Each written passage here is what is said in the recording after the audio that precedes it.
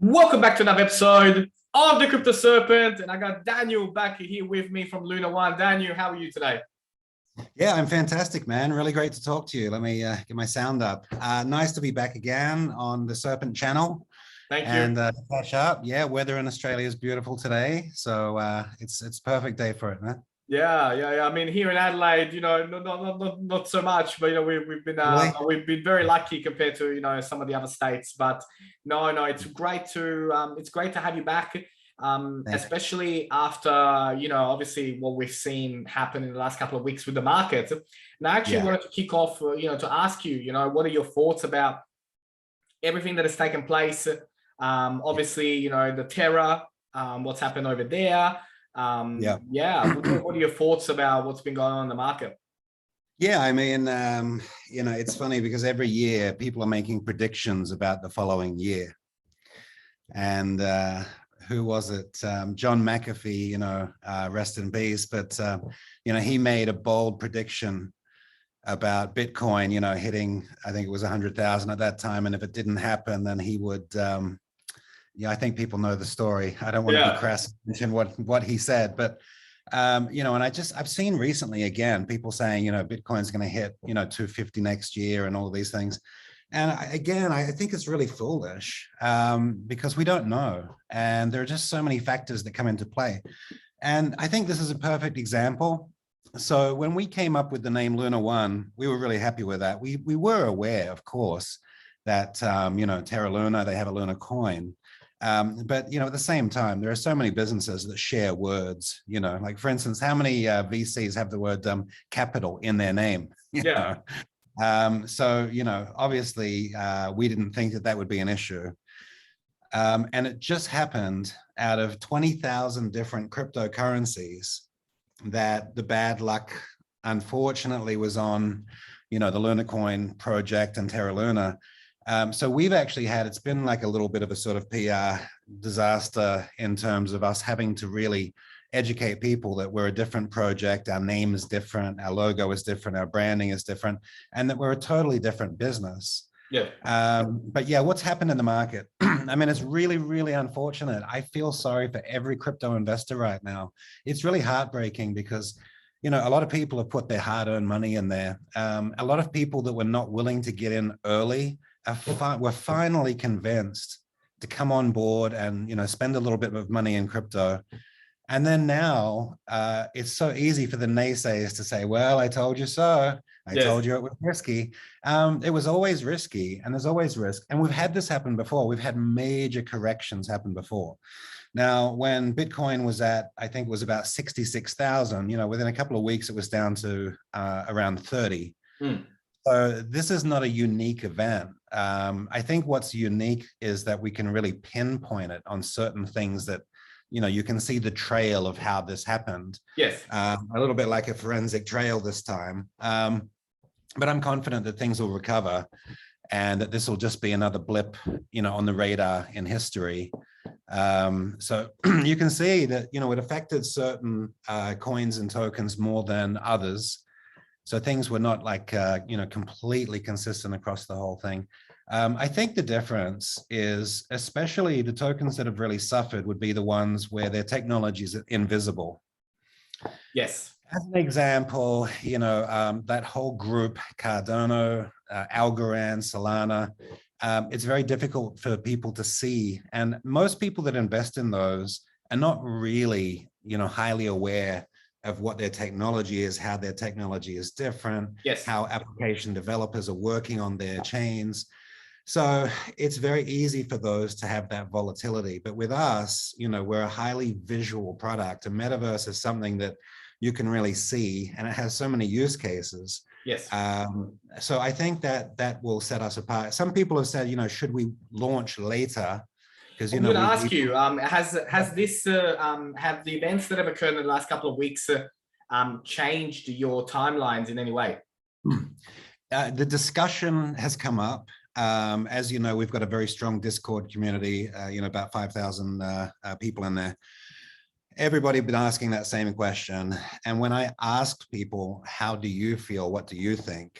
it was really divided, actually. Half the market, basically half of the people were saying, well, given the current market conditions, we must delay until the market is in a good position. And then the other guys were quite staunch on the fact, well, no, this is a strong project. Why should we delay when actually we are different? We have very big differentiator to, other coins and tokens. Yes.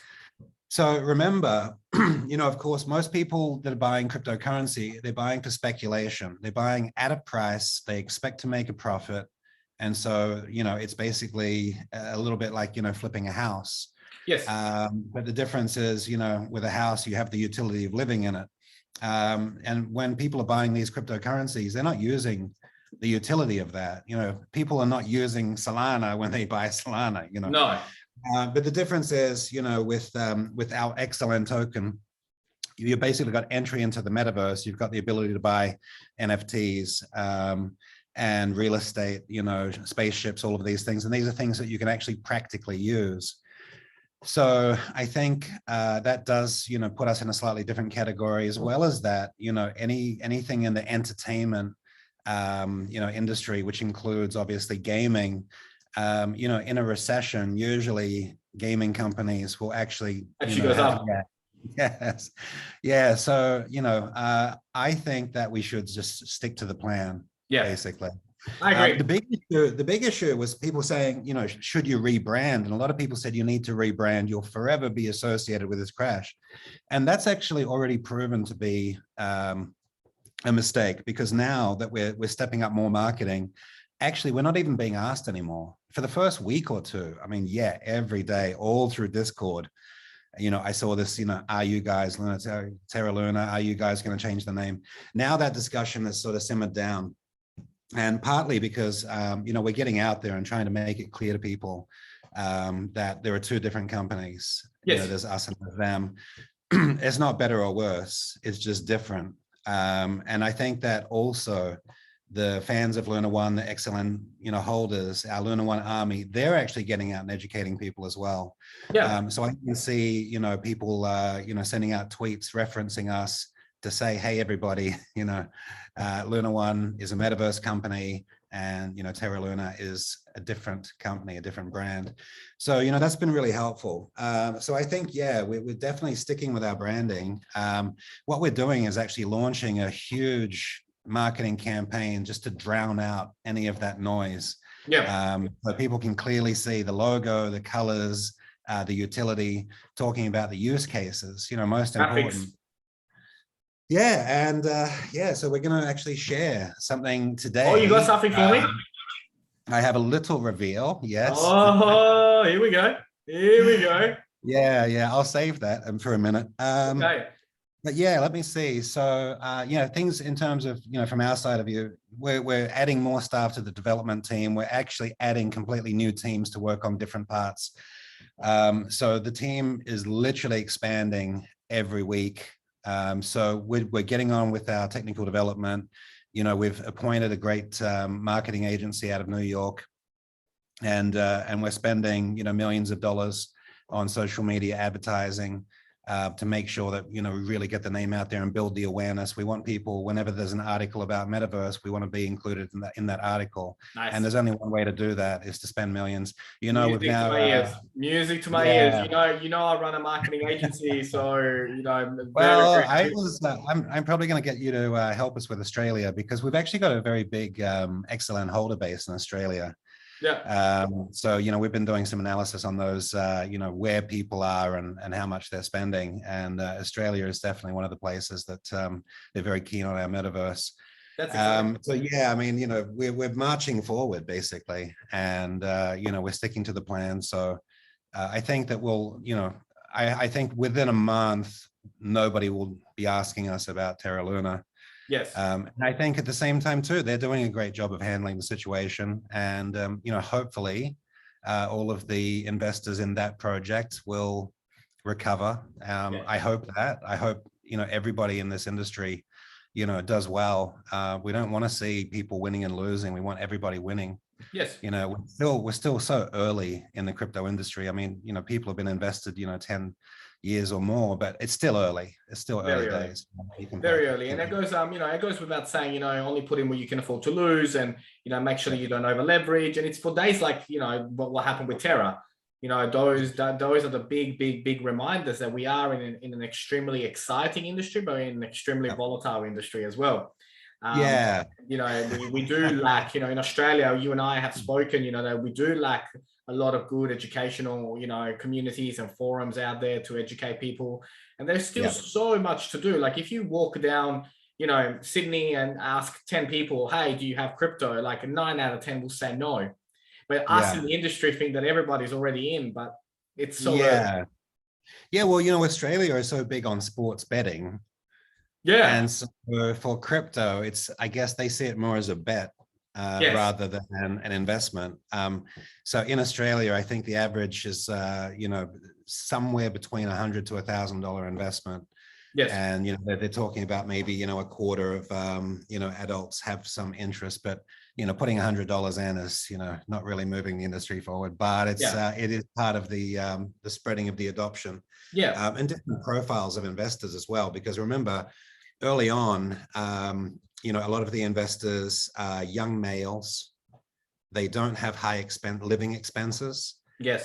So a lot of their income goes into, tokens that were, fractions of a cent, so that their upside would be huge. And that's why you have all these young crypto, millionaires and billionaires, because, they can be living with their folks. They spend a lot of their time on gaming, and then they put most of their money into crypto. So, they can't lose.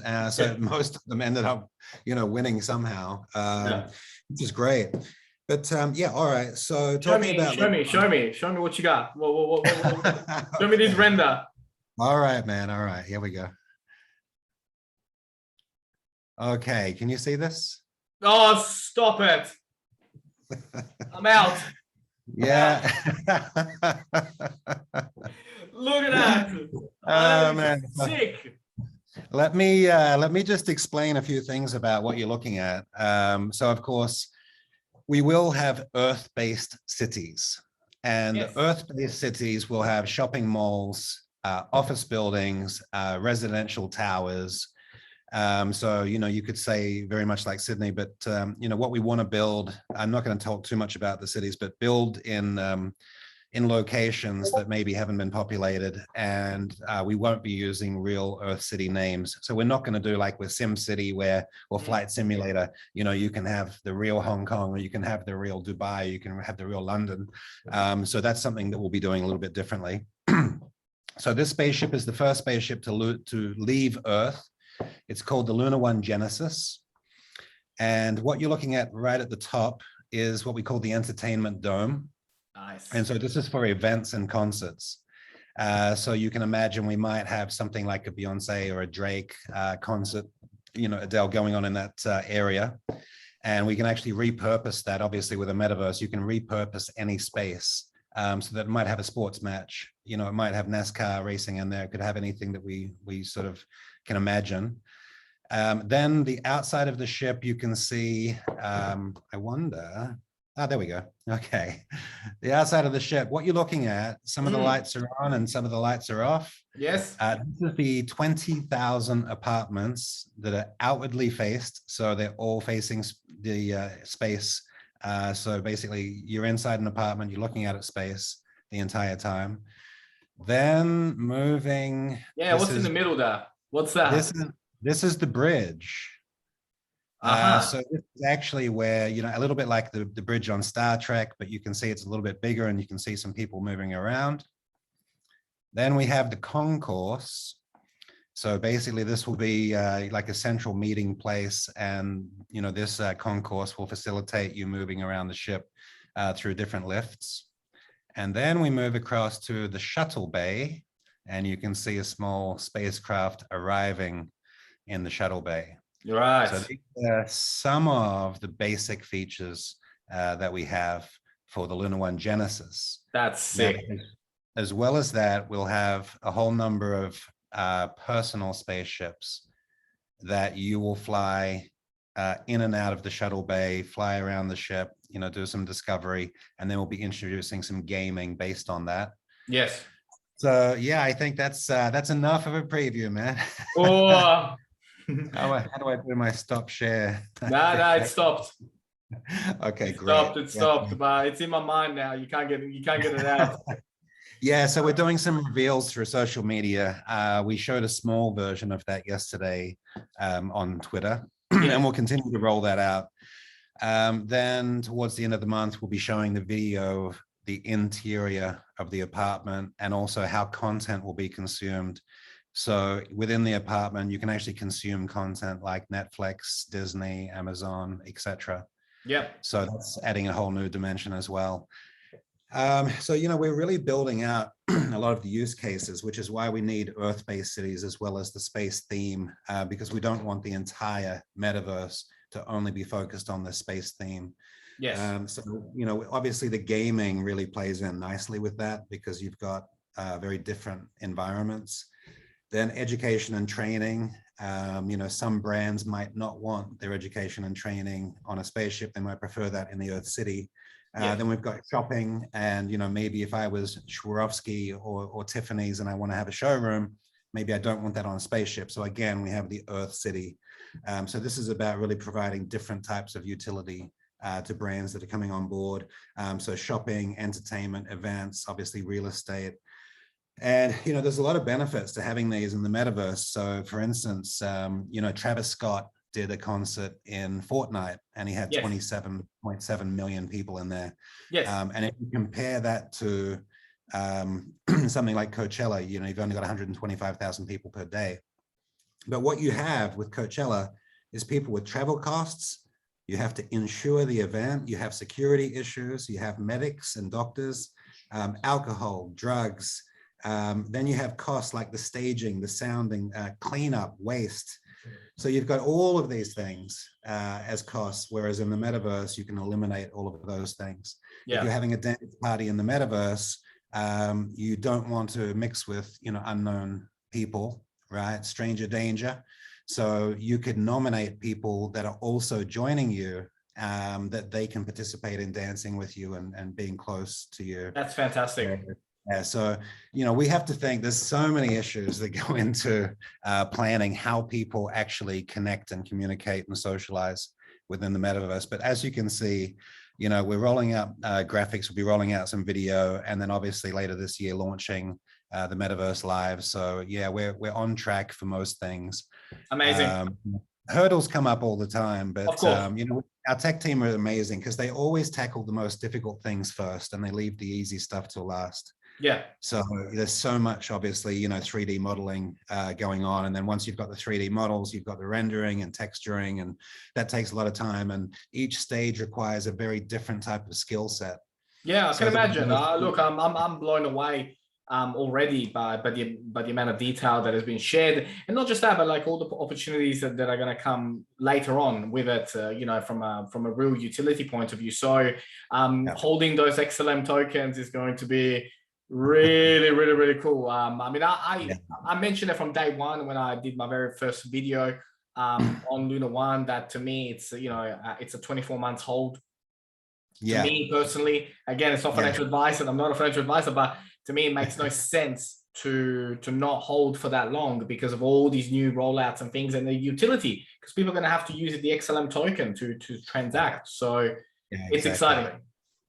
Yeah, no, that's exactly right. And, we've, I got to say, one of the things that I'm really proud in this project is that the approach that we've taken in, first of all, looking for retail investors before going to VCs and institutions, et cetera, is that we've been able to really prove the use case there. So, companies like Airbnb had to prove their use case. They had to have a certain number of properties, show that the software system worked, show that people really are willing to spend money to stay in somebody else's home, right? Yes. That use case was built. When McDonald's, there's a great movie on Netflix I love about the history of McDonald's. I love that movie. You had to prove that formula worked and could be franchised, and that you could control the franchises not to introduce other products, right? That happened. That's why that becomes so successful. Stuff like such. So any business, Uber, right? Any business needed to have those use cases. You know, we have 40,000 registrations. There are 7,500 wallet holders that have invested. So we've raised over $20 million US quite easily through the retail investors. Now it's time to start going to institutional investors and saying, well, look at what we've done. Yeah. You know, even before building this metaverse, we've got all of these people coming on board. We've raised so much money. Now we're ready to 10x it. And I think that's the right approach. That basically we can prove that we have a support base and that community within Discord. I mean, I love going. Just about to mention the Discord community and its engagement in it is, you know, it's the value there is humongous. Yeah, exactly. And, you know, one thing I didn't mention, maybe, Ivan, I'm not sure, but we had a little bit of a management restructure and we actually have some amazing new staff. So I'm in the position at the moment as CEO of the company, having moved from originally joining as CMO. Yes. And so, you know, I'm in Discord every day. People can connect with the CEO of the project. Our chief marketing officer is in there, although she's in Bali at the moment, having a nice holiday. You know, James Gibbons, our customer success officer, has moved up to sales director, which is originally what I really wanted him for. And he's in there all the time. And I'm sure you'll see Corey and Lee and some other senior members of the team in there. So we make ourselves accessible. We answer questions, and you know, we make announcements, and we keep that connection with the community, and we'll continue to keep that connection with the community. You know, I've always said it when I'm being interviewed is, you know, the most important thing to us is the community and their support, so that if there is, you know, a delay here or there or anything, we will have that support. And second of all, they give us great ideas, and they do help us to market the project. Yeah. So, you know, putting that to every minute that we put in, you know, results in something positive. It's exciting. You know. It's exciting, really. Like, you know, it's been a couple of weeks since you and I touched base. So much has happened in the market, as it does with crypto all the time. But to see how you guys have tackled what was a really, really, like you said, a PR nightmare, turned it around, and now, you know, moving forward, it's super exciting. And thank you again, you know, for making the time to come on. For the fans, you know, for the followers, you know, like as always, you know, we'll have the links available so they can they can see it. I do highly encourage people to jump on the Discord, to get active, because it is really exciting what is about to happen. And that render you showed me, I'm not going to sleep tonight. Yeah, well, we've got more coming. And listen, the thing is about the token, the link. So if you've got your link on there, yes. If they use that link, they get an extra 10% as well. Okay. Oh, I didn't even know that. So, yeah. So basically, when people sign up and they buy some XLN, they give that referral link to somebody. Yep. Both parties get that 10%. Oh, extra. Excellent. So we're encouraging the community, go out and put your links. If you look at our tweets, there are so many people putting their links, because people, instead of just right now getting the 20% buying bonus, they also get the 10%. So it makes a big difference, obviously, and you know, especially in the larger purchases. So yeah, we encourage guys to share those links and you know, continue to help us marching on.